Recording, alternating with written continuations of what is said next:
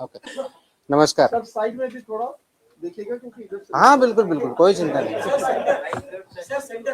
हाँ बिल्कुल। मतलब दोनों तरफ safe food, safe drug, safe Maharashtra ही जी मोहीम आपण हाती घेतलेली आहे, त्याच्यामध्ये आपण जे पावलं उचलत आहोत, त्या पावलाचा पुढचा टप्पा आज आपण कार्यान्वित करत आहोत. म्हणजे तो कार्यान्वित होता, पण त्याला वेगळ्या पद्धतीने आपण कार्यान्वित करत आहोत. गेल्या 8-10 दिवसापूर्वी आपण HRE ऑर्डर काढली, हॉटेल्स, रेस्टॉरंट्स, इटरीच्या बाबतीतली ऑर्डर काढली आणि त्याबद्दलचं इम्प्लिमेंटेशन अक्रॉस महाराष्ट्र चालू आहे. त्याच्यावरती कारवाई होते आहे. आता त्याच्या पुढचं आपल्या अन्नामध्ये सर्वात महत्त्वाचा जो घटक असतो तो असतो दूध, मिल्क अँड मिल्क प्रॉडक्ट्स. त्या बाबतीत मी स्टार्टिंगला आल्यानंतर महाराष्ट्रातले जे दूध उत्पादक आहेत, मिल्क प्रॉडक्टवाले जे आहेत, ते प्रोड्युसर्स आहेत, यांची एक मीटिंग याच ठिकाणी घेतली होती आणि त्याच्यामध्ये आपली परिस्थिती काय आहे हे त्यांच्या निदर्शनास आणून दिलं होतं. कोणते रेग्युलेशन्स, रूल्स, स्टँडर्ड्स त्यांनी पाळायचे, कशा पद्धतीने पाळायचे याबद्दलही त्यांना प्रेझेंटेशन करून जवळजवळ 1 तास त्याच्यामध्ये चर्चा करून त्यांना मार्गदर्शन केलं होतं. त्यानंतर बऱ्याच अंशी काही ज्या मोठ्या इस्टॅब्लिशमेंट्स आहेत त्यांनी त्यांच्या स्तरावर त्यांच्या कर्मचाऱ्यांचं प्रशिक्षण घेणं, त्यांचे जे व्हेंडर्स आहेत त्यांचं प्रशिक्षण घेणं, यांचंही काम चालू केलेलं आहे. ही चांगली गोष्ट आहे. परंतु फक्त तेवढ्यापुरतं जाऊन आपल्याला थांबता येणार नाही. आपल्याला सर्वंकष जी इकोसिस्टम आहे, दूध प्रक्रियेमधली पूर्णपणे इकोसिस्टम, अगदी प्रोड्युसरपासून म्हणजे फ्रॉम फार्म टू प्लेट, म्हणजे कंझ्युमरच्या ताटात जाईपर्यंत फार्म टू प्लेट ह्या कन्सेप्टवरती आपल्याला काम करावं लागणार आहे. आणि त्या साखळीमधले सर्वजण जे आहेत त्यांनी हे जे स्टँडर्ड्स आहेत ते पाळणं, ते इम्प्लिमेंट करणं आणि त्या अनुषंगाने त्या मानांकनानुसार तो प्रॉडक्ट तयार करणं, स्टोअर करणं, ट्रान्सपोर्ट करणं, प्रोसेस करणं आणि विकणं, या सर्व गोष्टीवरती काम करावं लागणार आहे. त्या अनुषंगाने आज आपण दुधातील भेसळ, कृत्रिम दूध आणि गंभीर अन्न सुरक्षा उल्लंघन जे आहेत दुधाच्या बाबतीत त्याच्याबद्दलच्या कॉम्प्रहेन्सिव्ह कंप्लायन्स ऑर्डर इश्यू केलेल्या आहेत. जसं हॉटेल, रेस्टॉरंट, इटरीच्या बाबतीत केल्या होत्या, तसं मिल्क आणि मिल्क प्रॉडक्ट्स याच्या बाबतीतले जे स्टँडर्ड्स आहेत, जे रेग्युलेशन्स आहेत, ते रेग्युलेशन्स सर्व साखळीमधले दूध उत्पादकापासून कंझ्युमरपर्यंत, फार्मपासून प्लेटपर्यंत हा जो कन्सेप्ट आहे इकोसिस्टमचा, त्या सर्व स्टेक होल्डर्समध्ये या पद्धतीने कॉम्प्रहेन्सिव्ह गाईडलाईन्स ज्या आहेत त्या आपण इश्यू केलेल्या आहेत. त्या कंप्लायन्स गाईडलाईन आहेत, त्या कुणाला बंदी घालण्यासाठी नाही तर त्या कंप्लाय करण्यासाठी आहेत. त्या करण्यासाठी आपण हे आजचे आदेश जे आहेत ते आपण इम्प्लिमेंट केलेले आहेत. हे आदेश इश्यू करण्यापाठीमागं जे आपल्याला सांगितलं त्याप्रमाणे दूध उत्पादकांना म्हणजे अगदी कलेक्शन सेंटरपासून, बल्क मिल्क कूलरपासून ते कोल्ड चेन मेंटेनपर्यंत, ते प्रोसेसरपर्यंत, पॅकर्सपासून, ट्रान्सपोर्टरपासून सेलर्सपर्यंत यांना कोणते मानकाला नियम लागू आहेत. तर पहिला आता आहे ऑफकोर्स आपले जे रजिस्ट्रेशन किंवा लायसन्सिंगचे ते रूल 2011चे लागू आहेत. त्याचबरोबर अन्न उत्पादन मानके व अन्न संयोजके ज्याला म्हणतो तो पण स्टँडर्ड्स आणि रूल्स लागू आहेत. त्याचबरोबर दूषके, विषय व अवशेष हे जे आहेत 2011चे ते पण स्टँडर्ड्स लागू आहेत. विक्रीवरील प्रतिबंध व निर्बंध जे आहेत प्रोहिबिटेड आयटम्सच्या बाबतीत रेग्युलेशन्स ते पण लागू आहेत. लेबलिंग आणि प्रदर्शन हे जे आहेत हे पण लागू आहेत. अन्न सुरक्षा मानके पॅकेजिंग विनियमन जे आहे 2018 ते पण लागू आहेत. त्याचबरोबर अन्नाचे सदृढीकरण ज्याला फॉर्टिफिकेशन जे म्हणतो हे पण रूल याच्यामध्ये लागू 2018चे. आणि जाहिरात आणि दावे हे पण रूल्स अँड रेग्युलेशन लागू आहेत. म्हणजे 8 प्रकारचे रेग्युलेशन फसाई ऍक्ट 2006च्या अंतर्गत जे आहेत आणि 2011चे रूल्स प्लस हे 8 प्रकारचे मिनिमम रेग्युलेशन्स हे प्रत्येक जणाला लागू आहेत. याचं पालन होणं अपेक्षित आहे. आता हे पालन करण्याच्या दृष्टिकोनातून हे कुणाकुणाला लागू आहे हा प्रश्न आपल्या समोर आलेला असेल. तो सर्वात पहिला जो आहे दूध संकलन केंद्र, कलेक्शन सेंटर जे असतात ते किंवा बल्क मिल्क कूलर्स यांना लागू आहेत. दुसरा आहे दूध शीतकरण सेंटर्स जे केंद्र आहेत, कूलिंग सेंटर ज्याला म्हणतो तिथं आहेत. दुग्ध प्रक्रिया युनिट्स व उत्पादक याच्यामध्ये पाश्चरायझेशन आपण करतो, प्रमाणीकरण करतो म्हणजे स्टँडर्डायझेशन, होमोजेनायझेशन जे करतो, निर्जंतुकीकरण करतो आणि त्याचबरोबर UHT प्रकल्प ज्याला म्हणतात म्हणजे अल्ट्रा हाय ट्रीटमेंट वाले जे प्लांट असतात त्यांना सुद्धा हे मानक रेग्युलेशन्स रूल्स लागू आहेत. त्याचबरोबर पॅकर्स आणि फिलिंग स्टेशन्स म्हणजे बऱ्याच वेळेस आपण बंद बॉटल्स तयार करतो किंवा पॅकेट तयार करतो, ते पॅकर्स आणि फिलर्स यांना पण हे लागू आहेत. वितरक, वाहतूकदार आणि घाऊक विक्रेते यांना पण हे नियम लागू आहेत. किरकोळ विक्रेते, दूध बूथ्स, दूध विक्रेते व सुटे दूध विक्रेते यांना पण लागू आहेत. स्वयंचलित व बल्क दूध विक्री चालक यांना पाहिलं आहेत. ऑटोमॅटिक व्हेंडिंग मशीन याच्यामध्ये असतात त्यांना. दूध व दुग्धजन्य पदार्थाचे उत्पादक म्हणजे मिल्क प्रॉडक्ट्स वाले, जसे की त्याचबरोबर पॅकिंग करणारे, या दुधाच्या प्रॉडक्टच्या बाबतीत आणि दुधाच्या बाबतीत पॅकिंग करणारे विक्रेते, व यामध्ये पनीर असेल, चना असेल, खवा असेल, तूप असेल, लोणी असेल, क्रीम, दही, चीज, आईस्क्रीम, दूध powder, condensed milk, flavoured milk व इतर सर्व दुग्धजन्य पदार्थ याचे उत्पादक यांना पण हे सर्व नियम लागू आहेत. या सर्वांनी या नियमांचं तंतोतंत पालन करायचे, ज्याच्या माध्यमातून हे परिपूर्ण दूध, सेफ मिल्क हे कंझ्युमरच्या प्लेटपर्यंत, घरापर्यंत जाईल. कोणत्याही प्रकारचं त्याच्यामध्ये अडल्टरेशन असणार नाही, कोणत्याही प्रकारचं त्याच्यामध्ये कंटॅमिनेशन असणार नाही, कोणत्याही प्रकारचं सबस्टँडर्ड मिल्क ते असणार नाही. म्हणजेच सेफ असेल, अनसेफ किंवा सबस्टँडर्ड किंवा मिसब्रँडेड अशा प्रकारचं मिल्क किंवा मिल्क प्रॉडक्ट्स हे कंझ्युमरपर्यंत आपल्याला देता येणार नाही, विकता येणार नाही किंवा प्रक्रिया करता येणार नाही. यासाठी हे नियम लागू आहेत. आता थोडक्यात, कारण डिटेल ऑर्डर आहे, प्रेस नोट पण डिटेल देतोय मी, त्याच्यामध्ये काही गोष्टी आपल्याला शॉर्टमध्ये सांगतो, कारण हे जर डिटेल सांगायला गेलं तर खूप मोठ्या प्रमाणात वेळ लागेल. ते आपण प्रेस नोटमध्ये निश्चितच वाचाल ही मला अपेक्षित आहे, त्याची पब्लिसिटी कराल हे मला अपेक्षित आहे. पण थोडक्यात जर आपल्याला सांगायचं झालं तर याच्यामध्ये जसं अप्लिकेबिलिटी सांगितली त्याचप्रमाणे याच्या कर्तव्य व जबाबदाऱ्या ज्या आहेत, या FBO ज्या फूड बिझनेस ऑपरेटर ह्या सेक्टरमध्ये जे काम करतात त्याच्यामध्ये त्याचे हाताळणारे दूध व दुग्धजन्य पदार्थ हाताळणारे, प्रक्रिया करणे, साठवणे, वितरण करणे, विक्री करणे अशा सर्व आस्थापनामध्ये याच्यामध्ये हे इम्प्लिमेंटेशन करणं गरजेचं आहे. तिथल्या पायाभूत सुविधा आणि स्वच्छता ह्या महत्त्वाच्या आहेत. जे युनिट आहे, जसं हॉटेलच्या बाबतीत मी सांगितलं होतं तसं या बाबतीत पण आहे.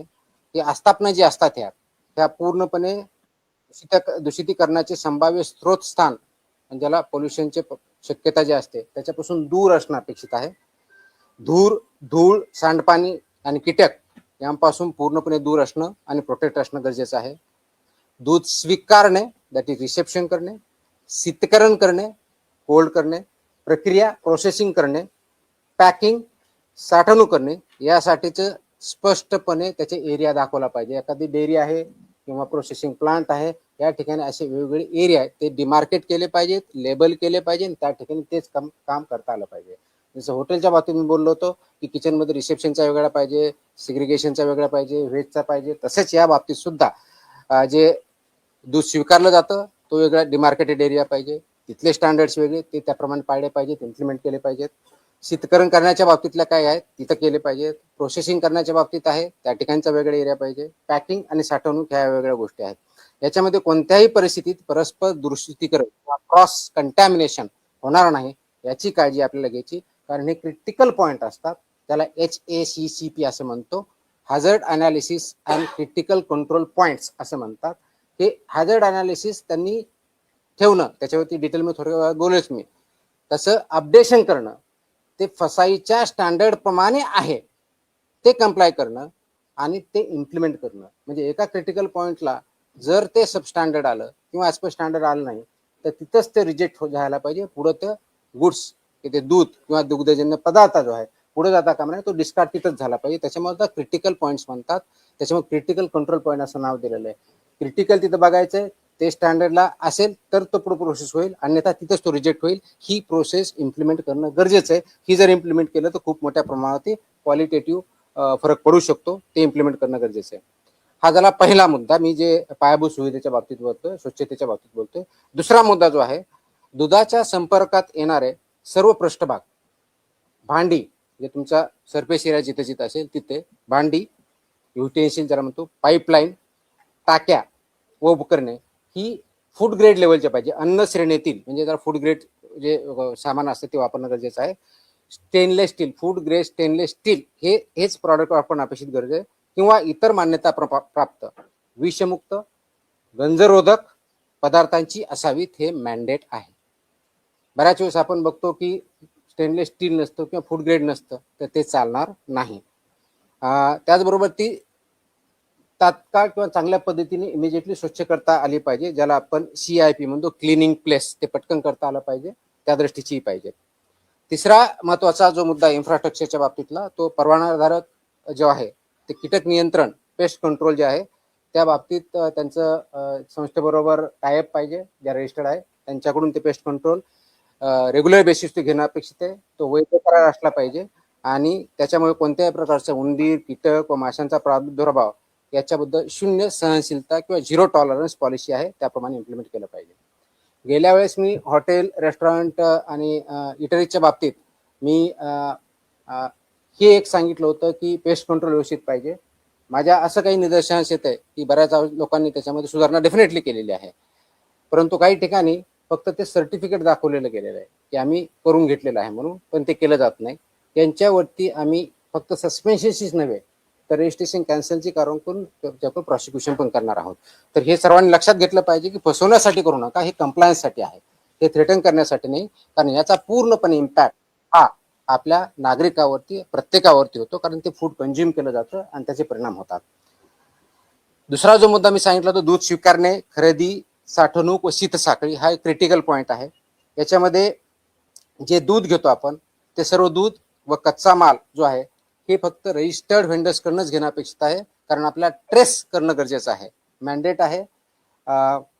रजिस्टर्ड व्हेंडर्स असणं, त्यांचे रेकॉर्ड असणं, दररोज किती घेतलं त्याचं रेकॉर्ड असणं, त्याच्यामध्ये रिजेक्टेड जर काही दूध असेल तर त्याचं रेकॉर्ड व्यवस्थित ठेवणं, त्याचं रजिस्टर मेंटेन करणं, ते सबमिट करणं, हे सर्व जे कलेक्शन सेंटर्स आहेत, जे युनिट आहेत ना मॅन्डेटरी आहे.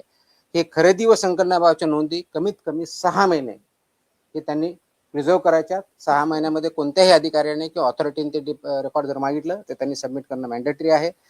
त्याचबरोबर प्राप्त होणाऱ्या प्रत्येक खेप, ज्याला ट्रिप म्हणतो, टँकरच्या माध्यमातून असेल किंवा इतर असेल, ती स्वीकृतपूर्वी चाचणी करणं बंधनकारक आहे. ज्यावेळेस तुमच्याकडे टँकर येतो त्यावेळेस ऍक्सेप्ट करण्याच्या अगोदर त्याच्या ज्या मॅन्डेटरी टेस्ट आहेत त्या कंपल्सरी आहेत. त्या टेस्टमध्ये ते स्टँडर्ड प्रमाणे जर असेल तरच ते ऍक्सेप्ट करायचे, अन्यथा रिजेक्ट करायचे. आणि रिजेक्ट केलेला जो गुड्स आहे किंवा जे व्हेकल आहे त्याच्या बाबतीतचे इन्फॉर्मेशन बाकी सर्वांना पण द्यायची. अन्यथा काय होतं की एका ठिकाणी रिजेक्ट केला जातो, तेच टँकर दुसरीकडे जातं, तिथं ऍक्सेप्ट केला जातो, ते चालणार नाही. बैठकीमध्येही मी सांगितलं होतं, आता मी परत रिपीट करतोय की अशा प्रकारचं एका ठिकाणी जर गुड्स रिजेक्ट केलं आणि ते कारण द्यावं लागतं की तुम्ही ह्या कारणासाठी आम्ही रिजेक्ट करतोय, तर that will not be accepted anywhere. आणि असं जर झालं तर जो घेणारा आणि विकणारा दोघांना आम्ही जबाबदार पकडून त्यांच्यावरती आम्ही कारवाई करणार आहोत. ते करताना कोणत्या प्रकार, ज्यावेळी रिसेप्शन करतो तर आपण काय बघितलं पाहिजे, कोणत्या प्रकारच्या टेस्ट आपण जे म्हणतो, साध्या टेस्ट असतात पण इम्पॉर्टंट आहेत, क्रिटिकल आहेत. जरा ऑर्गॅनोलेप्टिक तपासणी म्हणतात. आता ऑर्गॅनोलेप्टिक म्हणजे काय, आपल्याला आपल्या डोळ्याने दिसतं, नाकाने वास येतो, ह्या ज्या गोष्टी बघायच्यात, कलर असेल, ह्या गोष्टी त्याला ऑर्गॅनिक आपल्या ऑर्गन्सनी, पंचेंद्रिय म्हणतो आपले जे आहेत त्याच्या माध्यमातून पहिली टेस्ट असते, ते आपण बघायची असते. त्याचबरोबर तापमान, टेम्परेचर आहे ते बघायचं असतं. दूध स्निग्धांश म्हणजे फॅट जे आहे त्याच्यामधलं ते टेस्ट करायचे असते.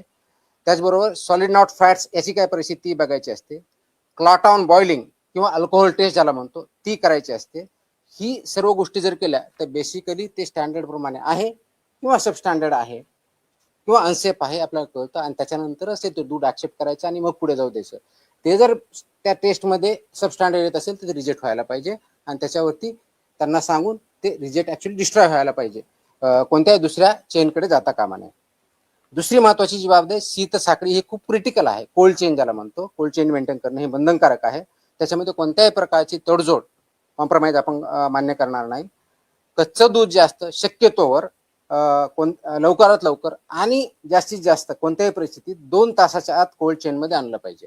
म्हणजे तुम्ही दूध काढल्यानंतर 2 तासापर्यंत ते व्यवस्थितपणे त्याला कोणत्याही प्रकारचं बॅक्टेरियल किंवा हे ग्रोथ होत नाही. ते जर व्यवस्थित आपण सॅनिटरी कंडिशनमध्ये व्यवस्थित ठेवलं, प्रिझर्व केलं तर. पण 2 तासानंतर त्याला मात्र तासाच्या आत ऑलमोस्ट आपल्याला ते कोल्ड चेनमध्ये आणायचं असतं. कोल्ड चेन म्हणजे इथं 4 डिग्री सेल्सिअस असतं. आणि म्हणून आपण गेल्या मीटिंगमध्ये हे सांगितलं होतं की जे मेजर ठोक खरेदीदार आहेत, डेअरीज आहेत किंवा पावडर प्लांट किंवा इतर मिल्क प्रोड्युसर्स आहेत, यांना डायरेक्टली जे घेतात, तर ते सकाळी आणि संध्याकाळी 2 शिफ्टमध्ये कलेक्ट करा हे निर्देश दिले होते. कारण रात्री काढून ठेवलं तर सकाळपर्यंत ते ऑलरेडी खराब होणार आहे. टेम्परेचर 4 डिग्री सेल्सिअस जर शेतकऱ्याकडे नसेल त्या पद्धतीने ठेवायचं तर ते खराब होऊन दुसऱ्या दिवशी येणार आहे आणि तो प्रॉब्लेम होतो. म्हणून 2 वेळच्या शिफ्ट करायचे मी सांगितलं होतं. त्या दृष्टीने काही कारवाई चालू आहे, ते परिपूर्ण होणं अपेक्षित आहे. ते थंड केल्यानंतर त्या 4 डिग्री सेल्सिअसला ट्रान्सपोर्ट अगदी डेअरी जाईपर्यंत किंवा प्रोसेस जाईपर्यंत मेंटेन करायचं आहे. हे त्याच्यामधलं मॅन्डेट आहे. आणि जर फ्रोझन फूड असेल तर त्याला -18 डिग्री सेल्सिअसमध्ये प्रिझर्व करणं अपेक्षित आहे. कोल्ड आणि फ्रोझन याच्यामधला हा फरक आहे, 4 डिग्री आणि -18 डिग्री. हेच करत असताना परत गेल्या वेळेस जसं सांगितलं होतं की हे पदार्थ जे आहेत जमिनीपासून उंच, भिंतीपासून दूर, झाकलेल्या, लेबल लावलेल्या कीड प्रतिबंधक भांड्यातच ठेवायचे आहेत. त्या गाईडलाईन्स आहेत, त्याला फिफो सिस्टमनुसार ते इम्प्लिमेंट करायचं आहे. हा एक दुसरा भाग झाला. तिसरा क्रिटिकल जो पॉईंट आहे तो आहे उष्णता प्रक्रिया, भरणे, सीलबंद करणे आणि पॅकेजिंग करणे. हा क्रिटिकल तिसरा पॉईंट आहे. याच्यामध्ये हीट ट्रीटमेंट जी आहे ती योग्य प्रमाणात झाली पाहिजे, योग्य वेळेत झाली पाहिजे. जसं की आपल्या नियमानुसार असं आहे की पाश्चरायझन करायचं म्हणजे नेमकं काय करायचं. तर पाश्चरायझन म्हणजे 63 डिग्री म्हणजे 63 डिग्री सेल्सिअसला कमीत कमी 30 मिनिटं तुम्हाला तापावं लागतं.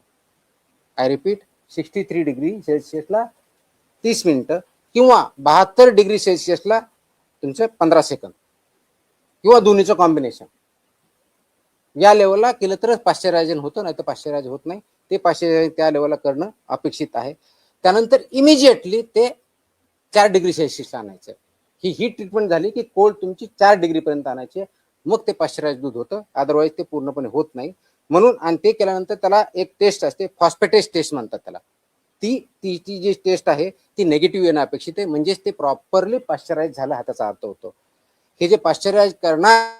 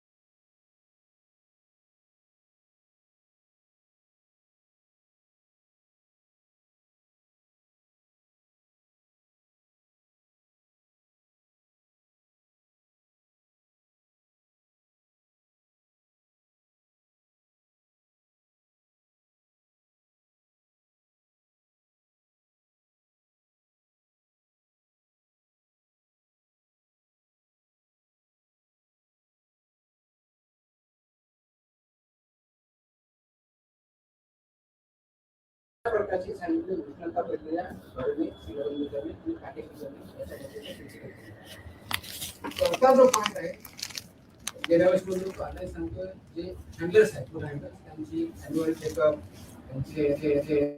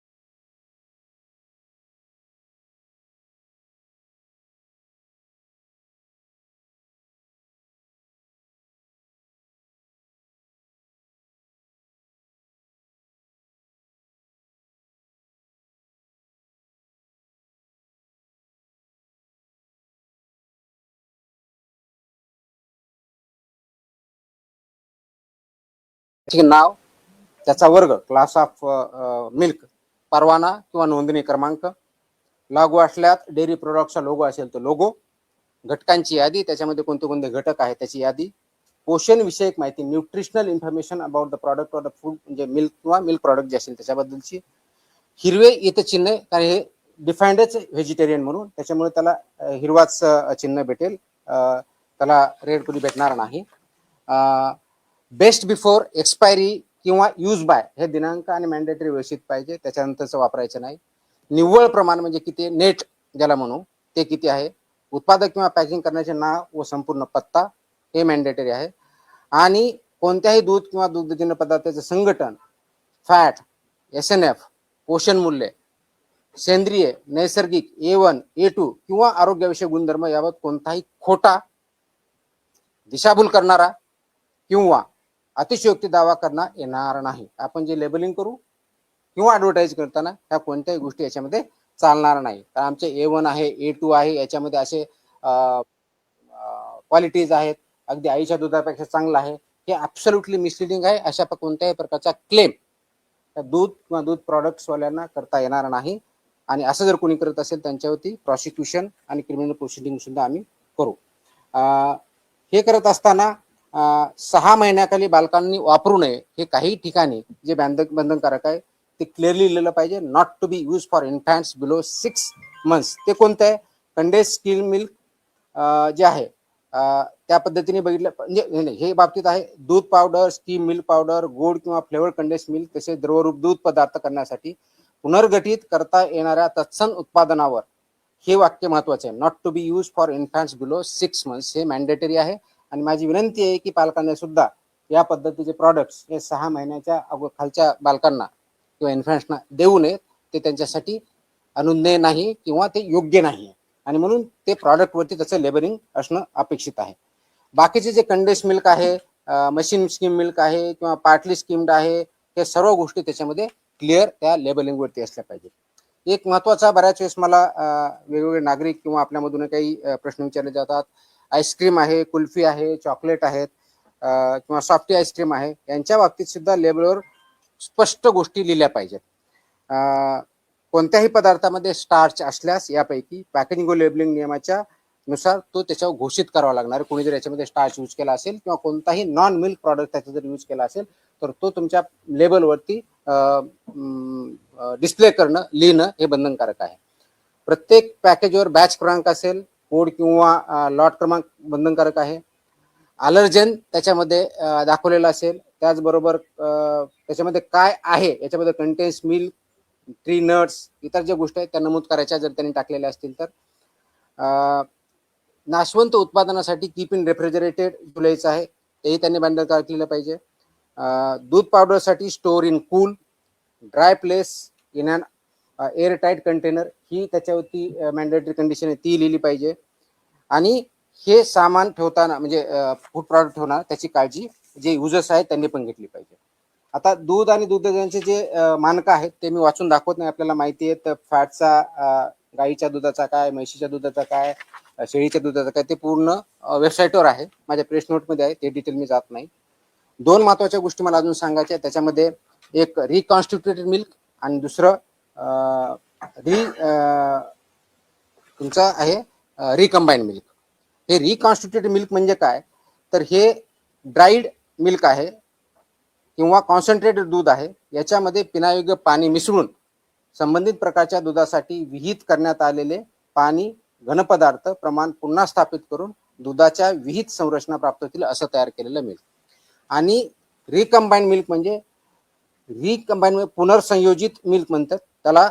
प्रिझर्व स्वरूपातील दुग्धजन्य म्हणजे मिल्क फॅट जो प्रिझर्व केलेला आहे तो व मिल्क सॉलिड नॉट फॅट्स याच्यामध्ये पाणी करून तयार केलेला आहे, हा त्याच्यामधला डिफरन्स आहे. हे वापरताना त्याच्यामध्ये दुधाच्या बाबतीतला स्निग्धांश विरहित घनपदार्थ स्त्रोत ह्या केवळ वाळविले, ड्राईड किंवा सदन म्हणूनच दुधाचा वापर करावा आणि त्याचप्रमाणे असणं अपेक्षित आहे. याच्यामध्ये एक फूड ॲडिटिव्ह जे अलाउड आहेत तेच ऍड करायचे, त्याच्या व्यतिरिक्त कोणतेही करायचं नाही.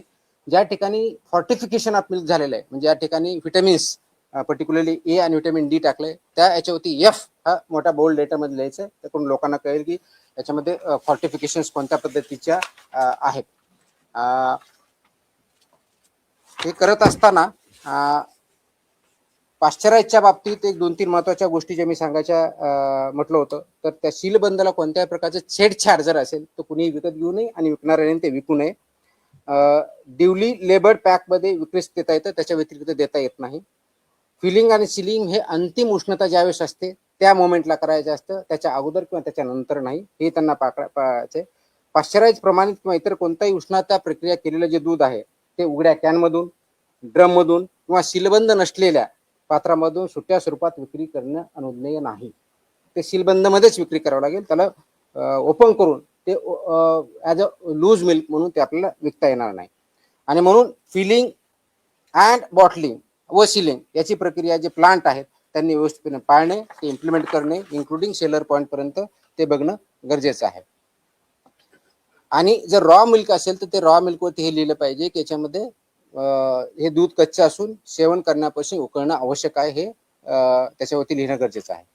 आता याच्यामध्ये दूध संकलन केंद्राने काय करायचं हे मी दिलेलं आहे, त्याचे डिटेल्स गाईडलाईन आहेत. त्याचबरोबर दूध शीतकरण केंद्राने काय करायचं याच्या जवळजवळ 9 प्रकारच्या गोष्टी त्यांनी करायच्या. त्याच्यामध्ये क्लिनिंग इन प्लेस पाहिजे, तापमान मेंटेन केलेलं पाहिजे, इन्स्ट्रुमेंट पाहिजे, त्याचे कॅलिब्रेशन पाहिजेत, सांडपाण्याची व्यवस्था पाहिजे. ह्या सगळ्या गाईडलाईन या माझ्या ऑर्डर्समध्ये आहेत, त्याच्यामुळे डिटेलमध्ये जात नाही. परंतु याच्यामध्ये ह्या ज्या गाईडलाईन्स मी सांगितल्या त्या ॲप्लिकेबिलिटी कोणाला सांगितली, टू एंड आपल्याला सिस्टम ज्याला इकोसिस्टम म्हणतो ते आपण डेव्हलप करतोय. याच्यामध्ये जर व्हायोलेशन केले तर पनिशमेंट ज्या अनसेफ फूडच्या बाबतीत आहे किंवा अडल्चरेटच्या बाबतीत किंवा कृत्रिम दुधाच्या बाबतीत जे आहे, ज्याला सिंथेटिक मिल्क म्हणतो आपण, जे केमिकल पासून बनवलेलं असतं त्याच्या बाबतीत, आणि अशा केसमध्ये डेथ झाला तर कमीत कमी 7 वर्ष, जास्तीत जास्त अजन्म कारावास इतकं आहे, 10 लाख रुपये दंड आहे. त्या अवशा अवनदामुळे जर गंभीर दुखापत झाली, जर ग्रीवस इंजरी म्हणून 6 वर्षापर्यंत कारावास आणि 5 लाख रुपये दंड आहे. गंभीर स्वरूपाची नसलेली दुखापत झाली तर 3 लाखापर्यंत दंड आहे, 1 वर्षाचा कारावास आहे. कोणतीही दुखापत झाली नसल्यास 3 महिन्यापर्यंत कारावास आणि 3 लाखापर्यंत दंड आहे. आणि सबसिक्वेंटचा जर असेल तर ऑफकोर्स फर्स्ट कन्व्हिक्शन 1 लाख रुपये दंड अतिरिक्त वापर लावला जाऊ शकतो. अन्न सुरक्षा ऑफिसर जे आहेत आपले FSO यांनी जप्त केलेला किंवा ताब्यात केलेले दूध किंवा इतर कोणत्याही वस्तू हस्तक्षेप करता येणार नाही. ती हटवणे किंवा त्याच्याशी छेडछाड करणे हा 6 महिन्यापर्यंत कारावास आहे. त्याच्यामुळे ऑफिसरच्या याच्यामध्ये आपण जे म्हणतो की माझ्या सेंटरमध्ये, माझ्या युनिटमध्ये मी एंट्री करू देणार नाही, हे आपल्याला चालणार नाही. ऑफेन्सेस बाय कंपनी जे करतात तो गुन्हा झाल्यास प्रत्येक कंपनीवर त्याच्यावर व्यवसायाचं जे आहे पूर्णपणे कारवाई करण्यात येईल. दंडाच्या बाबतीत जर बघितलं तर रजिस्ट्रेशन नसेल किंवा लायसन्स नसेल तर 10 लाख रुपये दंड आहे, त्याच्याशिवाय तुम्हाला काम करता येणार नाही. Up to 10 lakh is a fine. दिशाभूल करणारी ॲडव्हर्टाईज असेल, खोटी असेल तर 10 लाखापर्यंतचा दंड आहे. आतापर्यंत अनफॉर्च्युनेटली आम्ही दंड खूप कमी करायचे, इथून पुढे आम्ही मॅक्सिमम दंड, म्हणजे कुणी दिशाभूल केली तर आम्ही 10 लाख रुपये दंड लावणार, या पद्धतीने काम करणार आहे. फॉल्स क्लेम इन्फॉर्मेशन दिली तर त्याच्यामध्येही 10 लाखापर्यंतचा दंड आहे. दुधामध्ये भेसळ करण्यासाठी वापरल्या जाणाऱ्या कोणत्याही पदार्थावरती भेसळकारक पदार्थाचा ताबा ठेवणे, तो पदार्थ आरोग्यास अपायकारक असल्यास 10 लाखापर्यंतचा दंड, इतर बाबतीत 2 लाखापर्यंतचा दंड ही तरतूद आहे. मागणी केलेल्या स्वरूपाचे, गुणधर्माचे किंवा गुणवत्ता नसलेले दूध किंवा दुधाचे पदार्थ विकणे याच्यामध्ये 5 लाखाचा दंड आहे. त्याच्यामुळे ह्या दंडाचे तरतुदी आपल्या ह्या डिटेलमध्ये दिलेल्या आहेत, ह्या सर्वांना लागू आहेत. त्याप्रमाणे त्याचं इम्प्लिमेंटेशन आपण करूयात आणि ते इम्प्लिमेंटेशन जर केलं तरच आपण एंड टू एंड ही साखळी जी आहे ती आपण चांगल्या पद्धतीनं इम्प्लिमेंट करू शकतो. आता थोडक्यात जर याच्यामध्ये सांगायचं तर आमचं मिशन काय, आपलं मिशन काय महाराष्ट्राचं, तर महाराष्ट्राचं मिशन आहे की महाराष्ट्राला प्रत्येक नागरिकाला हे आपल्याला सुरक्षित अन्न द्यायचंय, शुद्ध सकस दूध द्यायचंय आणि त्याच्या माध्यमातून आपल्याला भेसळमुक्त महाराष्ट्र दुधाच्या बाबतीत करायचं आहे. हे करत असताना फूड सेफ्टी मॅनेजमेंट सिस्टम आपल्याला डेव्हलप करायची, पूर्ण इकोसिस्टम आपण डेव्हलप करत आहोत आणि याच्यामधलं गायडिंग प्रिन्सिपल हे पब्लिक हेल्थ हे आहे आणि त्याचबरोबर जेन्युइन बिझनेसेस जे आहेत त्यांना प्रमोट करणं, त्यांना सपोर्ट करणं आहे आणि नॉन जेन्युइन बिझनेसेस जे आहेत त्यांना पनिशमेंट करणं, त्यांना सिस्टमच्या बाहेर काढणं हे आहे. याच्यामध्ये आरोग्यविषयाच्या दुधातल्या ज्या थोडक्यात मी परत रिपीट करून चिंता काय आहेत तर पाण्याची भेसळ होते, हा महत्वाचा मुद्दा आहे. सिंथेटिक दूध वापरलं तर दुसरा मुद्दा आहे. युरिया, डिटर्जंट, कॉस्टिक सोडा, स्टार्च, ग्लुकोज, मेलामाइन इत्यादी रसायनांचा वापर करतो तो पूर्णपणे प्रोहिबिटेड आहे. तो पॉयझनस आहे. That is not allowed. ते करता येणार नाही. मिल्क फॅट व एसएनएफ याचं मानांकाप्रमाणे मानांकांचं उल्लंघन करता येणार नाही. अफ्लॅटॉक्सिन, M1 आणि अँटीबायोटिक रेसिड्यू आहेत ते याच्यात असणं अपेक्षित नाही. जे लिमिट आहे त्याच्या बाहेर त्याच्यामध्ये येता कामा नयेत. कोल्ड चेन मेंटेन करणं मॅन्डेटरी आहे. विना परवाना किंवा विना नोंदणी कोणताही उद्योजक याच्यामध्ये काम करू शकत नाही. चुकीचे लेबलिंग, ग्राहकाची दिशाभूल हे करता येणार नाही. अस्वच्छ परिसर किंवा अन्न हाताळ्या कर्मचाऱ्याच्या हेल्थकडे दुर्लक्ष किंवा अनहेल्दी कर्मचाऱ्यांनी ते करणं हे अपेक्षित नाही आहे. आणि म्हणून फार्म टू प्लेट या तत्वावरती ही जी इकोसिस्टम असणं अपेक्षित आहे ती परिपूर्ण विशेष सायकल करण्याचा आपला उद्देश आहे. त्या दृष्टिकोनातून जवळजवळ 25 रिफॉर्म्स या ऑर्डरच्या माध्यमातून आपण इम्प्लिमेंट केले. थोडक्यात त्याची लिस्ट इथं मी दिलेली, मी परत ती वाचत नाही. आपण त्याच्यामध्ये वाचू शकता. त्याच्यामध्ये आणखी आपण अवेअरनेस क्रिएट करू शकता आपल्या माध्यमातून. संपायच्या अगोदर फक्त 2 गोष्टी. पहिलं आपलं जे होतं आपण निरीक्षण करायचो, नमुना घ्यायचो, अहवाल द्यायचो, कारवाई करायचो किंवा कारवाई झाल्यास सांगायचो. ह्या 3 पॉईंटवर चालवते. आपण आता तसं करत नाहीये. आपण आता पूर्णपणे एंड टू एंड इकोसिस्टमच्या दृष्टिकोनातून कारवाई करतोय. हेल्दी फूड, हेल्दी मिल्क, कोणत्याही फूडचा आयटम आणि हेल्दी ह्युमन बिईंग हा त्याच्या पाठीमागचा कन्सेप्ट, हा त्याच्या पाठीमागचा गोल आहे. ते करण्यासाठी आपण अनालिसिस करतो. त्याचबरोबर गुप्त माहिती पण भेटते, इन्फॉर्मेशनही भेटते. त्याचं निरीक्षण किंवा अनालिसिस आपण परत करतो. आपण टेस्टही घेतो, प्रयोगशाळाचं विश्लेषणही करतो. ट्रेसेबिलिटी आपण जसं सांगितलं की N2 आपण ते करण्याचा प्रयत्न करतोय. पुरवठा साखळीचा पूर्ण तपास करणार आहे आपण. मूळ स्त्रोतावरती कारवाई करणं आणि नंतर प्रोसिक्युशन करणं या पद्धतीनं काम चालणार आहे. फक्त जो कोणी व्हेंडर आहे याच्यापुरतं मर्यादित न राहता तर पूर्ण ट्रेस आउट करून त्या सायकलमध्ये जे कोणी एलिमेंट इन्व्हॉल्ड आहेत त्या सर्वांवरती ह्या गोष्टी लागू आहेत. अशा दृष्टिकोनातून आपण काम करणार आहोत. त्याच्यामुळे ही चेकलिस्ट पण आपण केली आहे आणि या दृष्टिकोनातून आपण काम करतोय. एक प्रश्न तुम्ही विचारणार आहात त्याच्या अगोदर उत्तर देतो की रॉ मिल्क विक्रीला बंदी आहे का? त्याचं उत्तर नाही असं आहे. रॉ मिल्क तुम्ही विक्री करू शकता. ती वीत अटीच्या अधीन राहून आहे. त्या पद्धतीने करायची आहे. सिंथेटिक मिल्क म्हणजे नेमकं काय? तर त्याचा उत्तर असं आहे की ते अस्सल दूध नाहीये, ते केमिकल पदार्थापासून आपण तयार केलेलं हे सिंथेटिक मिल्क असतं. ट्रेसेबिलिटी म्हणजे काय? तर उत्पादकापासून कंझ्युमर पर्यंत गेलं त्याचा आपल्याला ट्रेस आउट करता आला पाहिजे ह्या दृष्टीने आहे. कोल्ड चेन का महत्वाची? तर त्याच्यामुळे दुधामध्ये सूक्ष्मजीव वाढू नये यासाठी ते कोल्ड चेन महत्वाची आहे. आणि फास्टॅग जो ॲप आहे तो फसाने तयार केलेला food safety training and certification program जे आहे त्याच्या अंतर्गतच आपला कनेक्ट आहे. तो ॲप पण आहे आणि ते ट्रेनिंग पण आहेत. हे आदेश हे बेसिकली अनुपालन आदेश आहेत, हे बंदी आदेश नाही आहेत. आणि त्यामुळे हे ग्राहकाच्या संरक्षणासाठी, त्यांच्या हेल्थसाठी आणि जेन्युइन उद्योजकांच्या भरारीसाठी आहेत. ते कुणाला प्रिव्हेंट नेगेटिव्ह ऑर्डर नाही, हे पॉझिटिव्ह कंप्लायन्स ऑर्डर आहे आणि ते इम्प्लिमेंट करण्याचं काम, एन्श्योर करण्याचं काम ॲज अ रेग्युलेटरी एजन्सीमधून कमिशनर फूड सेफ्टी किंवा FDA डिपार्टमेंटचा आहे. त्या दृष्टीने आपण काम करत आहोत. हे करण्याचा उद्देशच एवढा आहे की दूध हा घटक अगदी लहान मुलापासून वयोवृद्ध माणसापर्यंत सर्वजण डेली बेसिस, ऑलमोस्ट डेली बेसिसवरती त्याचा वापर होतो. त्याच्यामधून खूप मोठ्या प्रमाणावरती परिणाम झालेले आहेत. आणि म्हणून माझी सर्व याच्या उद्योजक जे आहेत त्याच्यामध्ये त्यांना विनंती आहे की हे जे स्टँडर्ड्स आहेत, हे जे रेग्युलेशन्स आहेत आणि ह्या ज्या ऑर्डर्स आहेत त्याचं तंतोतंत पालन करा, त्याचं इम्प्लिमेंटेशन करा, जेणेकरून FDA ला आपल्या आल्यानंतर सॅटिस्फाय होऊन बाहेर येईल की आपल्यावरती कारवाई करण्याची गरज पडणार नाही. अन्यथा आम्हाला प्रॉसिक्युशन करण्यापासूनच जे व्हायोलेशन ज्या लेवलचे आहेत त्याप्रमाणे कठीणातली कठीण किंवा स्ट्रॉंगेस्ट ऍक्शन ती घ्यावी लागेल. Because we mean business, we don't compromise on the health of people. Thank you. राज्यातला किती दुधाची गरज आहे आणि आपल्याकडे किती संकलन होतं? आजच्या डेटला आपल्याकडं तो डेटा डेअरी विभागाकडे असतो, तो आपल्याकडे नाही. पुढच्या काही काळामध्ये हा डेटा आपल्याकडे पण येण्यासाठी आपण ऑनलाईन काही सिस्टम डेव्हलप करणार आहे. त्यावेळेस त्याचं परफेक्ट आन्सर मी देऊ शकेल. जी लोकसंख्या असते त्याच्या अनुषंगाने ती आवश्यकता असते. तसं सायंटिफिक स्टडी माझ्याकडे FDA डिपार्टमेंटला नाही, त्याच्यामुळे मला ते कमेंट करताना याचा डेटा हा आजच्या डेटला डेअरी विभागाकडे आहे. आता मी सगळं बोललो हीच कारवाई त्याच्यावरती सगळे आले याच्यामध्ये, हे सगळ्या गोष्टी त्याच्यामध्ये आल्या. आज विधानसभेमध्ये आमदार जितेंद्र आव्हाडांनी एक प्रश्न उपस्थित केला तुमच्या अनुषंगाने, तुमची या विभागातून बदली करण्यासाठी भेसळ करणाऱ्या लोकांनी 250 कोटी रुपये गेल्या प्रेसमध्ये त्याचं उत्तर दिलेलं आहे मी. That is way back. गेल्या प्रेसमध्येच उत्तर दिलेलं आहे. मग आज ते नियम होते. सर एकंदरीत तुम्ही जी बंधनं किंवा ज्या अटी सांगितल्या आहेत, बंधनं नाही, कंप्लायन्स ऑर्डर आहे. बंधनं नाही, स्टँडर्ड्स पाळा म्हणून सांगतोय. त्या अनुषंगाने जर आज कारवाई करायची झाली तर जेवढे इस्टॅब्लिशमेंट आहेत त्यांच्यावरती कारवाई होऊ शकते. असं नाही, आहेत ना काही चांगले.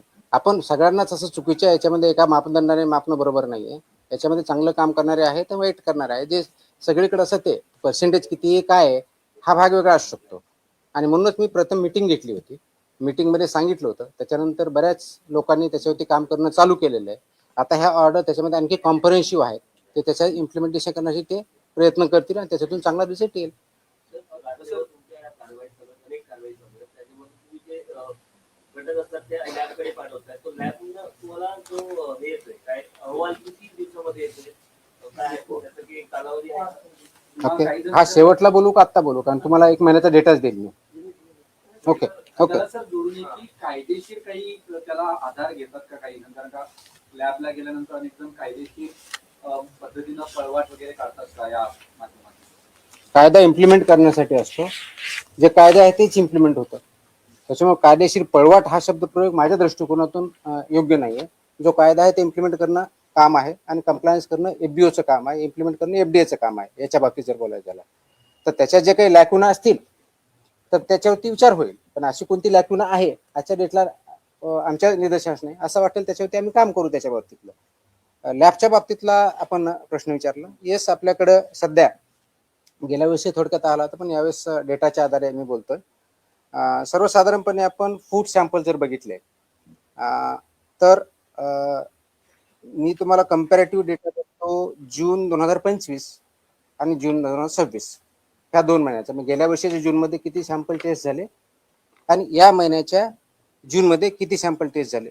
तर गेल्या वर्षी जून महिन्यामध्ये फूडचे 1622 सॅम्पल आपल्या 3 ज्या लॅब आहेत त्याच्यामधून झाले होते. यावर्षी जून महिन्यामध्ये 7494 सॅम्पल एवढे टेस्ट झालेले आहेत. त्याच्यामुळे रेट वाढलेला आहे. त्याची कालच मी डिटेल प्रेस नोट दिलेली आहे. याच्या बाबतीत आम्ही काय काय मेजर्स घेतलेले आहेत. त्याच्यामध्ये 2 शिफ्टमध्ये काम करणं आहे. त्याच्यामध्ये बॅचेसमध्ये टेस्टिंग करणं आहे. म्हणजे एकाच प्रकारचे जर 10 नमुने असतील, 15 असतील आणि तीच कॅपॅसिटी जर असेल तर तेवढं एका बॅचमध्ये लावणं असेल. त्याचं प्लॅनिंग मॅनेजमेंटच्या बाबतीत केलेलं आहे. प्रोहिबिटेड आयटमच्या बॅचेस प्रायोरिटीवरती घेतलेल्या आहेत. मिल्कच्या बॅचेस प्रायोरिटीवरती घेतलेल्या आहेत. त्यांना स्पेसिफिक काही डेट्स दिलेले आहे की ते फक्त त्याचंच काम करतील. हे जे मॅनेजमेंट आहे किंवा इथलं ओव्हरऑल मॅनेजमेंट आहे त्याचं मॅनेजमेंटला फरक पडलेला आहे. अजून पुढच्या महिन्यामध्ये याच्यामध्ये फरक पडलेला असेल. आमचं टार्गेट असं आहे की ऑगस्टच्या पहिल्या आठवड्यापर्यंत म्हणजे जुलै एंडपर्यंत आपण करंट लेवलला येऊ. कोणत्याही प्रकारचे लेगसी राहणार नाही. सो दॅट फूडचा सॅम्पल आला याला 14 दिवसाची लिमिट आहे. त्या 14 दिवसाच्या आतच त्याचे रिझल्ट जातील आणि फक्त रिझल्ट जाण्यापर्यंत आम्ही करणार नाही. रिझल्ट आल्यानंतर त्याच्यावर जी पुढची कार्यवाही होणं अपेक्षित आहे माझ्या अधिकाऱ्याकडनं आणि एफबीओस कडनं ती लॉजिकल कंक्लुजनला नेऊ. याच्यावरती आम्ही काम करतो. अनेक वेळा असं सोशल मीडियावरती व्हिडिओ बघतो की कोणत्याही पद्धतीची रसायनं टाकून ते दूध बनवण्याचा प्रकार केला जातो. तशी कुठची आहेत किंवा त्याच्या बाबतीत काही? आपण याच्यावरती सोशल मीडियावरती रिस्पॉन्स मी नाही करणार. सोशल मीडियावरती कुणी काय टाकतं याला काय सोर्स नसतो. तर जे काय आता मी सांगितलं कोणत्या प्रकारचे अनवॉन्टेड म्हणजे प्रोहिबिटेड आयटम आहेत यूज करायला ते आपल्याला करताच येत नाही. तसे जे सापडतं आपण कारवाई करतो. सर या एक मिनिट. आणि दोन्ही आमदारांनी एक डेमो दाखवला होता विधानसभा अधिवेशनाच्या वेळेस. काही रसायनं आणून कसं दूध तयार करतात किंवा फॅट कसं अधिक आहे ना, वाढवतात आहे ना. तर अशा काही आपल्या निदर्शन असेल त्याच्यावरती आम्ही कारवाई करणार. ते अलाउड मी जे सांगितलं की सिंथेटिक मिल्क म्हणून किंवा केमिकल मिल्क म्हणून ते मिल्क नाही याच्या मुळामध्ये तर ते इलिगलच आहे. It's not a milk, it's a poison. तर त्याच्यावरती आपण कारवाई करतो. सर आपण मुंबईमध्ये जास्त अमूलचं दूध आहे. आपण राज्याबाहेर पण कारवाई करणार. माझा अधिकार राज्यापुरता आहे. मग त्याला कसं रोखणार? महाराष्ट्रात जे काही दूध येतं ते कोणते असतं. महाराष्ट्रात जे दूध येतं किंवा जे प्रॉडक्ट असतात ते महाराष्ट्राच्या ज्युरिडिक्शन मध्ये आहे. हे अमूल कूलचे जे दूध येतात, अमूल कूलचे जे दूध येतात स्वीट, ते किती दिवसापर्यंत ठेवू शकतो असा? त्याच्यावर लिहिलेलं असतं ना. 500 राजे आहेत आता मी सांगितलं. त्याच्या लिमिटेशन ठरलेले आहेत. त्याच्या जाहिरात सर बीडमध्ये म्हटलं की दुधाच्या बाबतीत वेगवेगळ्या पद्धतीच्या जाहिराती केल्या जातात. सॉरी नाही कोणतरी बोलतो बीडचं कोणतरी सर, बोलतो. हा बीडमध्ये श्रीकृष्ण केक बर्फी फार्मवरती देखील कारवाई करण्यात आली, पण गावकऱ्यांचं असं म्हणणं आहे की लाखो रुपयांचा जो मुद्देमाल होता तिथे फक्त 35,000 दाखवले आणि कारवाई म्हणजे आरोपी जे होते ते एकच जणांवरती कारवाई केलेली, कारण तो 7 ते 8 जण होते त्या ठिकाणी. ज्यावेळेस कारवाई होते त्यावेळेस तिथला मुद्देमालाचा पंचनामा होतो, तो समक्ष होतो. ते किती आयटम आले त्याचे फोटो काढले जातात, त्याची व्हिडिओग्राफी पण आम्ही सांगतो. मोबाईलच्या माध्यमातून आपण काही वेगळे इन्स्ट्रुमेंट दिलेले नाही आहेत. त्याच्यामुळे असं जर कोणी म्हणत असेल की त्यांच्याकडे काही पुरावा असेल जे क्लेम करतात त्यांनी मला सादर करावं, त्याच्यानुसार मी त्याच्यावर कारवाई करेन. पण फक्त बोलायचं की एवढा मुद्देमाल लाखाचा होता, त्यांनी जाऊन बघितलं होतं का लाखाचा होता का 35,000चा होता का 1 कोटीचा होता हे मला माहित आहे. त्यांच्याकडे काही पुरावा असेल डेफिनेटली आपण कारवाई करू. ती कारवाई बीडमध्ये 2 दिवसापूर्वीची कारवाई बोलली. रात्री 2-3च्या दरम्यान सुरू झालेली कारवाई ती. जशी इंटेलिजन्स आमच्याकडे आला, आमची टीम तिथे गेली, ते पूर्णपणे तपासल्यानंतर त्याच्यामध्ये सगळ्या चुकीच्या गोष्टी आढळल्या. जवळजवळ दुसऱ्या दिवशीपर्यंत कारवाई चालू होती, ती केली आणि तो उद्योजक किंवा जो आहे तो अगदी 2-3 महिन्यापूर्वीच त्यांनी लायसन्स घेऊन काम चालू केलेलं होतं. तो वी हॅव ट्रेस्ड इट आणि त्याचे जे काही लॉजिकल कन्क्लुजन प्रॉसिक्युशन करून सगळे आपण त्यांच्यावरती कारवाई करूया. सर अजून एक होता, मुंबईत अनेक ठिकाणी जे पान जे आहे ते विकलं जातं, काही जे पान सेवन केल्यानंतर चक्कर येणं, बीपी लो होणं किंवा अशा प्रकारचे त्याने प्रकार जे आहे ते समोर येताना पाहायला मिळतात. यावरती देखील काही कारवाई करणार आहे? अरे एफडीचे प्रश्न विचार आहे बाबा.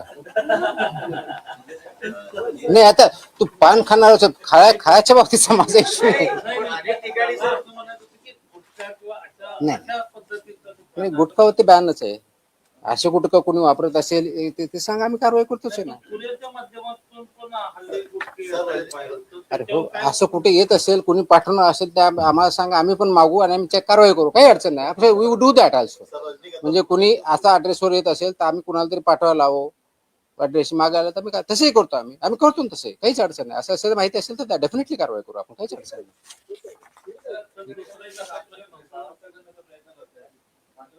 सॉरी कम अगेन परत बोला.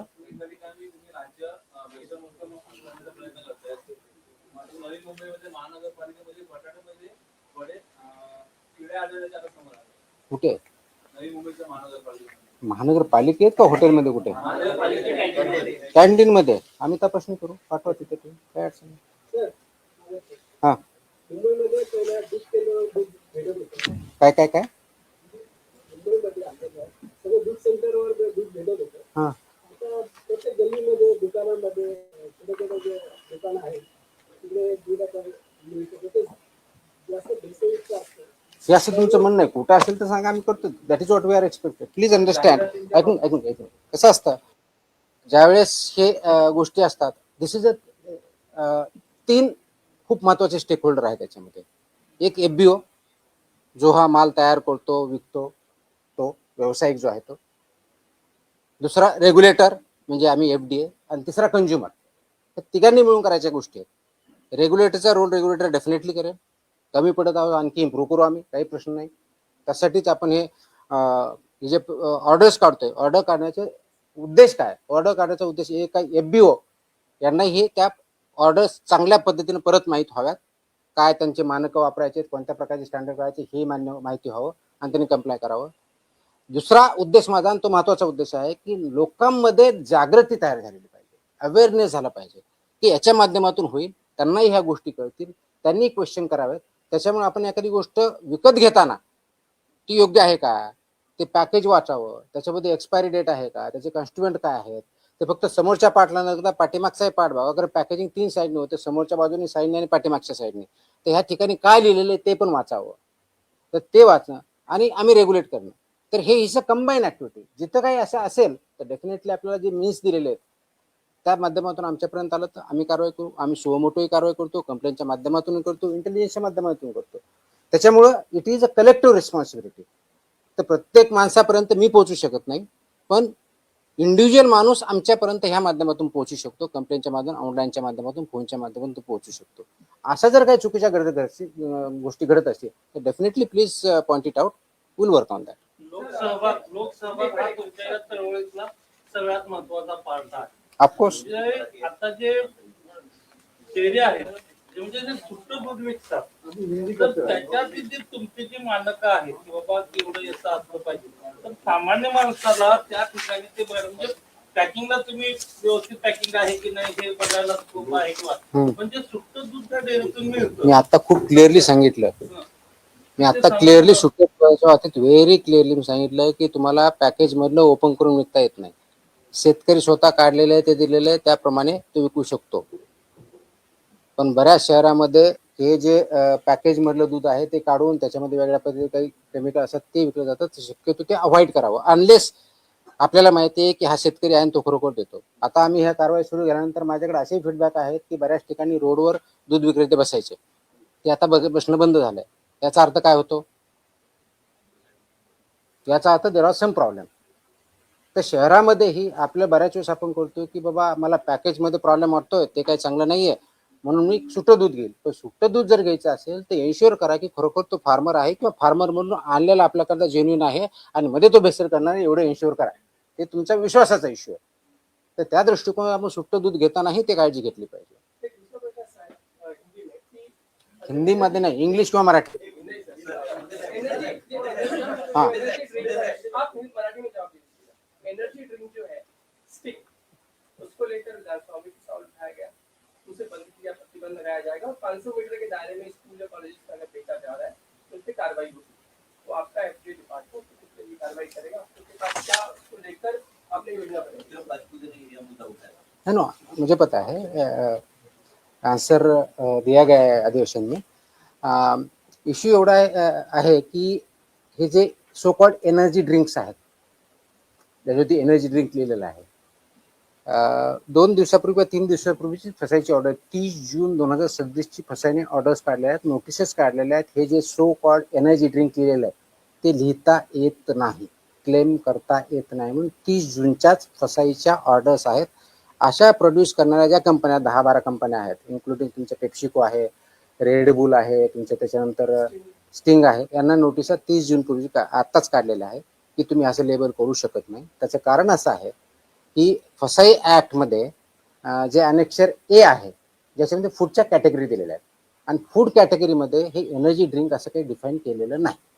म्हणून त्या ऑर्डरमध्ये असं स्पेसिफाय केलेलं आहे की जे त्याचा आधार घेऊन किंवा शेड्यूल 4 ज्याच्या आधारे हे मान्य केलेलं आहे त्याचा आधार घेऊन तुम्ही एनर्जी ड्रिंक असं लिहिता कामा नये. हे त्या कंपनीला ऑलरेडी फसाईने नोटीस काढलेली आहे. त्याच्यामुळे तो त्याच्यावर लिहिण्याचा जो प्रकार आहे आता इथून पुढे बंद होईल. त्याच्या एक वो बंद होईल.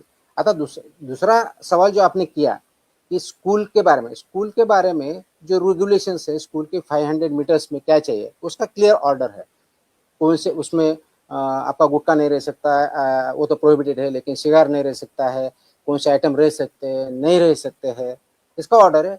वो इम्प्लीमेंट करना सभी की जिम्मेदारी है, particularly FDA department on the one hand and principal of the school on the other hand. Principal of the school owner वो 500 मीटर में अगर ऐसा कुछ है तो हमें बताएं, हम उस पर कार्रवाई करेंगे. उसके बारे में डिटेल्ड ऑर्डर कुछ दिनों में मैं इशू कर रहा हूँ कि स्कूल मैनेजमेंट ने क्या करना चाहिए, पेरेंट्स ने क्या करना चाहिए, एफडीए ने क्या करना चाहिए. अभी इस पॉइंट में हर एक डिस्ट्रिक्ट में टीचर्स ट्रेनिंग हो रही है थ्रू एजुकेशन डिपार्टमेंट डाइट के थ्रू. तो उसमें मैंने मेरे ऑफिसर्स असिस्टेंट कमिश्नर लेवल के ऑफिसर वहाँ भेजे हैं. जो टीचर्स ट्रेनिंग हो रही उसी में जो स्कूल रेगुलेशन फूड के बारे में है वो क्या है वो बताने के लिए, ट्रेनिंग के लिए उसका एक सेशन हर एक डिस्ट्रिक्ट में हमने किया है, so that every teacher comes to know कि हमें क्या करना है क्या नहीं करना है. राइट फ्रॉम उनका वेंडर कैसा होना चाहिए, वहाँ कौन सा खाना अलाउ करना चाहिए, कौन सा नहीं करना चाहिए, कौन सा बैन है, ये सब गाइडेंस हर एक टीचर के पास जा रहा है, टीचर की ट्रेनिंग के थ्रू जा रहा है. अभी आज ऑन अभी चल रहा है तो हर एक डिस्ट्रिक्ट में हो रहा है, तो एक अवेयरनेस होगा. उसके बाद कुछ दिनों के बाद 8-10 दिन के बाद मैं स्कूल का जो स्टैंडर्ड्स है फूड के बारे में, चिल्ड्रन के बारे में, न्यूट्रिशन के बारे में, उसका जैसा मैं दूसरा जो ऑर्डर निकला मिल्क एंड मिल्क प्रोडक्ट्स वैसा ऑर्डर वो भी निकाल रहा हूँ. उसके तहत आपके जो क्वेश्चन है सब आंसर हो जाएंगे इसमें. तो सवाल ये कि आपने एनर्जी ड्रिंक तो नहीं है, मतलब आप एनर्जी क्लेम नहीं कर सकते. नहीं कर सकते. तो अगर एनर्जी क्लेम नहीं कर सकते तो कंपनीज आपको कहेगी कि हम क्या क्लेम करते हैं, इट इज सिंपल. तो उनका ड्रिंक और वो ये ऐसी ड्रिंक है, ड्रिंक कैफिनेटेड ड्रिंक या एरेनेटेड ड्रिंक या कार्बोनेटेड ड्रिंक जो डिफाइन होता है उसके कंटेंट्स कितने होने चाहिए वो डिफाइंड है, उसका वायलेशन वो नहीं कर सकते. लेकिन वो एनर्जी ड्रिंक नहीं बोल सकते क्योंकि बहुत से लोग एनर्जी है इसलिए लेते या देते हैं. उसमें ये भी है कि 18 साल के नीचे लोगों को रिकमेंडेड नहीं है करके, it is not recommended, it is not band but it is not recommended. तो पेरेंट्स से मेरी ये गुजारिश है, लोगों से मेरी ये गुजारिश है कि ये 18 साल के नीचे वाले लोगों को पीने मत दीजिए, प्रिवेंट कीजिए। It is not recommended, it is not advisable, because it contents का तुम्हारा कैफीन है उसमें, इट कंटेंट्स तुम्हारा शुगर है, वो कंटेंट है, उसमें कंटेंट लिखा हुआ होता है और उसमें रिकमेंडेड भी लिखा है कि not recommended for persons below 18 years, lactating mothers, pregnant mothers, लिखा है उस पर, ये मैंडेटरी है। तो मेरा ये है कि लोगों ने इसको पालना चाहिए, इसका इम्प्लीमेंटेशन करना चाहिए, सेल्फ इम्प्लीमेंटेशन करना चाहिए, ऑटोमेटिकली प्रॉब्लम सॉल्व हो जाएगा। सर, क्योंकि आप जैसे कह रहे हैं कि 18 साल के नीचे तो आप यूज नहीं कर सकते, इसलिए हम देखते हैं कि हाईली यूज रेड बुल या इस recommended, ज्यादा यूज प्रिवेंटेड नहीं है, रिकमेंडेड है। तो वो तो हर एक इंडिविजुअल का चॉइस है ना। तो पेरेंट्स तो इसीलिए तो अवेयरनेस जो है, तो पेरेंट्स ने ये केयर लेनी चाहिए कि वो ड्रिंक नहीं कर रहे हैं। फिर अब आप कुछ इस तरह की सर्वे शुरू करेंगे उसके कॉलेज के बाद सर्विस, सर्वे शुरू करेंगे ताकि जैसे सर्वे जो एनर्जी का तो यही बोल रहा है कि मैं टीचर्स और प्रिंसिपल को हम जब ट्रेनिंग कर रहे हैं, इनको यही तो बता रहे हैं। तो हर दिन तो वहाँ प्रिंसिपल रहेगा, टीचर रहेगा, हर दिन तो कोई अथॉरिटी नहीं रह सकता वहाँ पे। तो हर दिन उनके पास स्कूल में बच्चे आते हैं, पेरेंट्स से इंटरेक्शन रहता है, एरिया उनके कंट्रोल में, उनको फुल अथॉरिटी है। और उनका कोई कंप्लाई नहीं कर रहा है तो हमें इंटीमेट करे, हम वहाँ पे कार्रवाई करेंगे। But primarily principal of the school has to do it. उसके ऑर्डर्स में निकाल रहा हूँ तो वो होगा। तो और इसके साथ पेरेंट्स ने कोऑपरेट किया, ऑटोमेटिकली ये हम काम अच्छी तरह से कर सकते हैं, जरूरी है। सर, एक महत्त्वाचं- लास्ट मध्ये मुख्य सचिवांनी एक बैठक घेतली होती. त्या बैठकीला महिला बाल कल्याणचे सचिव, सगळे जेडपी सचिव, सीईओ आणि कलेक्टर होते. त्यावेळेला THR टेक होम रेसिडेन्सी जी योजना आहे, त्या योजनेतून मुलांना घरपोच आहार दिला जातो 0 ते 6 महिने ते 3 वर्षापर्यंतच्या मुलांना. तर तो जनावरांनाही खाण्याच्या लायकीचा नाहीये आणि तुम्ही अशा पद्धतीने देत आहात, अशा पद्धतीचं स्टेटमेंट मुख्य सचिवांचं होतं. आणि त्यामुळे तुमच्या विभागाचा निधी हा पशुसंवर्धनाला दिला पाहिजे आणि तुम्ही खूप केअरलेस वागता असं स्टेटमेंट होतं. तर तुम्ही त्या THR संदर्भात काय ऍक्शन करणार? हे स्टेटमेंट मला माहित नाही, मी त्याच्यावर कमेंट करण्याचं काहीही कारण नाहीये. बट माझ्या डिपार्टमेंटचा जो काही रोल आहे तो एवढाच आहे की सर्व प्रकारचे जे काही फूड आहे त्याचे टेस्टिंग करणं, त्याच्यामध्ये अंगणवाडीला जाण्याच्या फूडचं ते पण टेस्टिंग करतो, जे स्वस्त धान्य दुकान आहे ते करतो. त्याची इंटेन्सिटी आम्ही वाढवणार आहोत, सॅम्पल आणखी चांगल्या पद्धतीने वाढवणार आहोत आणि तिथं काही चुका असेल त्याच्यावर कारवाई करणार आहोत. अरे एक मिनिट, आता भरपूर वेळ झालाय, आणखी तुम्हाला याच्यावर थांबू का काही दुसरी जी महत्वाची चालेल त्याच्यावर काही बोलू? म्हणजे माझी इच्छा नव्हती पण तुम्ही प्रश्न नंतर विचारणार होता. हॉटेल जेव्हा कारवाई विचारतो तुम्ही बोलला असता मग ती प्रश्न ती पण देतोय, पण ह्या दोन सेपरेट आहेत. सो देर फर्स्ट ही ऑर्डर आहे ती परमनंटली लॉंग टर्मच्या जी, आणि हॉटेलच्या बाबतीत जी HRE ऑर्डर काढली होती आपण त्याच्यानुसार पहिल्या 2 दिवसाच्यात आपल्याकडे माहिती आलेली आहे. त्याच्यानंतरचे आपण जे कारवाई केलेल्या आहेत 1 आणि 2 जुलैला, तर महाराष्ट्रभरामध्ये एकूण 154 हॉटेल रेस्टॉरंटवरती आपण व्हिजिट केलेले आहेत, 154 अक्रॉस महाराष्ट्र. त्याच्यापैकी 32 हॉटेल रेस्टॉरंटचे परवाने रद्द करण्यात आलेले आहेत. 66 यांना इम्प्रूव्हमेंट नोटीस आपण दिलेली आहे. त्याचे डिटेल्स देईलच मी. त्याचबरोबर पान गुटखा, मसाला गुटखा विक्री याच्यावरती 13 व्यक्तींना अटक केलेली आहे गेल्या 2 दिवसामध्ये. 5 आस्थापना सील केलेल्या आहेत, 4 वाहनं जप्त केलेली आहेत, जवळजवळ 2,41,40,00,000चा प्लस माल प्रतिबंधित अन्नपदार्थाचा साठा जप्त केलेला आहे. ह्या ज्या हॉटेलवरच्या कारवाया आहेत त्याच्यामध्ये ठाणे विभागात 10, नाशिक विभागात 10, पुणे विभागात 7, अमरावती विभागात 4, छत्रपती संभाजीनगर विभागात 1 इत्यादी निलंबनाच्या कारवाया झालेल्या आहेत. त्याचे नावं लिस्ट सगळी दिलेली आहे मी.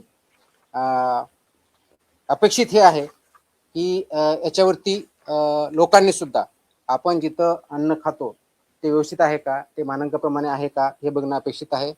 हॉटेल आहे तर तिथं पहिलं तर फसायचं लायसन्स किंवा लायसन्स आहे की नाही बघा. असेल तर अगदी ज्या मी HREच्या ऑर्डरमध्ये सांगितलेलं आहे की स्वच्छतेपासून सगळ्या गोष्टी आहेत का ते बघा, जे आपल्याला दिसू शकतात. विभागनिहाय तुम्हाला जर हॉटेलच्या बाबतीतली माहिती दिली तर मुंबईमध्ये 17 म्हणजे बृहन्मुंबई या विभागामध्ये 2 जिल्हे जे येतात, 17 आपण हॉटेलला व्हिजिट किंवा इन्स्पेक्शन केले. 5 सुधारणा नोटीस दिल्या. कोकणामध्ये 23, 10 परवानगी निलंबन केले. पुण्यामध्ये 53, 25 सुधारणा नोटीस, 7 परवानगी निलंबित केले. नाशिकमध्ये 20 सुधारणा नोटीस, 7 निलंबन परवानगी 10. छत्रपती संभाजीनगर 4 आस्थापनांना व्हिजिट केली, 1 परवाना निलंबित केला.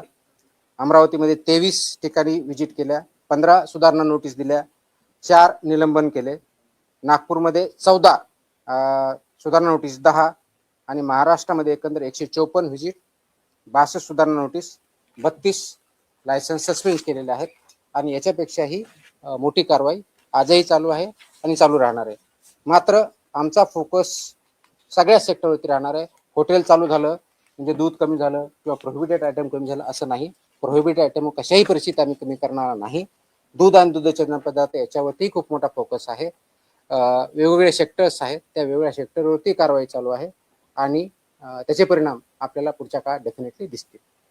आय थिंक नाही आता बस झालं, आपण खूप बोललो, माझा घसा दुखायला लागला. आपण नंतर भेटूया. चलो, थँक्यू.